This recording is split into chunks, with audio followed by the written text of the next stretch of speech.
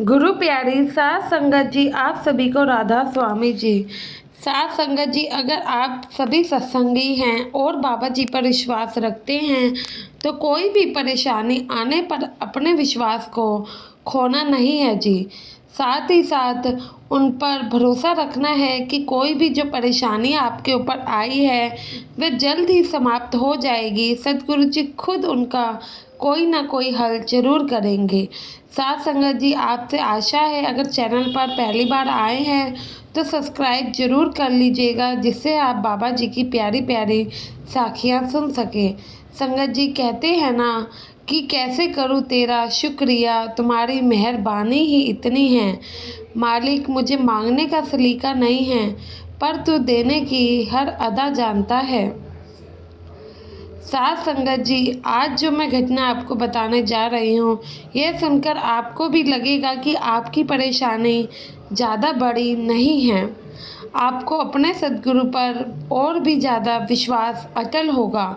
साथ संगत जी, एक बार की बात है, एक गुरु का सिख जो रोज़ सुबह उठकर भजन सिमरन करता था, मालिक की बंदगी किया करता था, लेकिन उनके घर में गरीबी बहुत थी, जिसके चलते पूरे परिवार को कुछ ना कुछ परेशानी झेलनी ही पड़ती थी।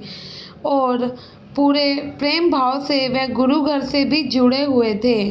साथ संगत जी, पिछले कर्म कटवाने के लिए बाबा जी कुछ ना कुछ तकलीफ़ तो देते ही हैं।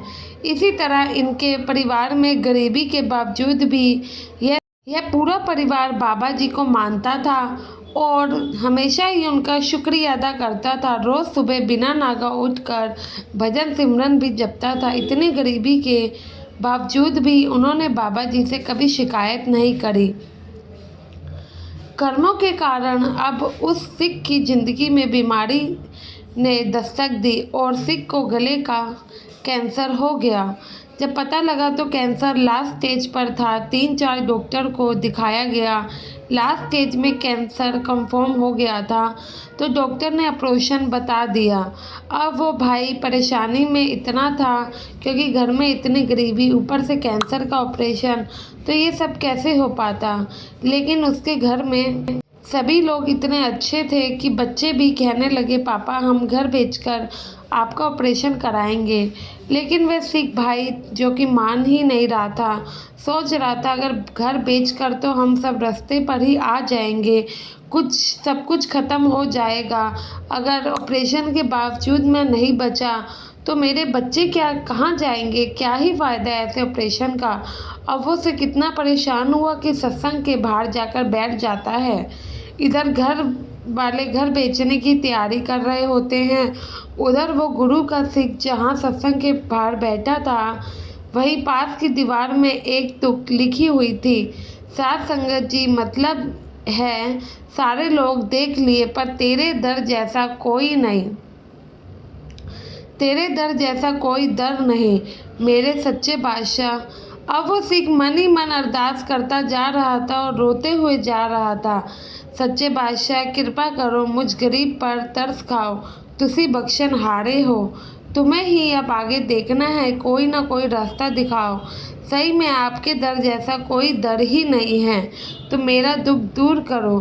संगत जी, जैसे ही उसके दिल से अरदास निकली उसी समय कीर्तन की ये पंक्तियाँ शुरू हो गई, मानो बाबा जी उसके सवाल का जवाब दे रहे हों। जब मन परेशान हो और कुछ ना समझ आए तो सब कुछ उस प्यारे सद्गुरु पर ही छोड़ देना चाहिए, क्योंकि बाबा जी कुछ ना कुछ तो रास्ता दिखा ही देते हैं, जिसमें पता नहीं चल रहा कि क्या सही है क्या नहीं, तो बाबा जी अपने आप ही कोई ना कोई रास्ता ज़रूर खोलते हैं। तो गुरु के दरबार में या सत्संग में जहाँ पर भी हम जाते हैं, मन में अरदास करके हमें जाना चाहिए। जो भी पहली पंक्ति वहाँ सुनाई देगी वही बाबा जी का जवाब हमारे लिए होगा, क्योंकि गुरु वाणी के रूप में जवाब देते हैं। तो अब उस सिख ने जैसे ही वो पंक्तियाँ सुनी और शुरू हुई, उस वक्त उस भाई को खांसी आना भी शुरू हो गया और वहाँ बैठी संगत डिस्टर्ब ना हो जाए, इसलिए वह भाई वहाँ से चला गया, ताकि वो खांसेगा तो लोग परेशान हो जाएंगे, इसलिए जैसे ही वो बाहर जाकर खांसता है, उसकी खांसी इतनी तेज हो जाती है कि उसके गले से एक मांस का टुकड़ा मुंह से बाहर आ जाता है। उस टुकड़े के अलावा कोई ब्लीडिंग वगैरह नहीं हुई थी, मानो सारा ब्लड उस मांस के टुकड़े में ही समा गया हो। टुकड़ा निकल जाने के बाद उस भाई को हल्का महसूस होता है और उसका दर्द मानो गायब ही हो गया था। वो हैरान हो गया और उसकी आंखों से आंसू झरझर बह गए। वो शुक्राने के आंसू के साथ रोता ही रह गया और बाबा जी का शुक्र है अदा करने लगा। अब उसको यकीन हो गया कि उसकी बीमारी ख़त्म हो चुकी है और उनका मन वहीं पर जुड़ गया। वह सत्संग में कई घंटों तक सतगुरु का शुक्राना ही अदा करता रहा और अपने भजन सिमरन में लीन हो गया। जब कई घंटों के बाद भजन सिमरन से उठा और घर गया तो उसने सबको बताया, पर किसी को भी उनकी बातों पर विश्वास नहीं था। घर वालों को लगा कि शायद घर ना बिके तो इसलिए ये ऐसा कह रहे हैं।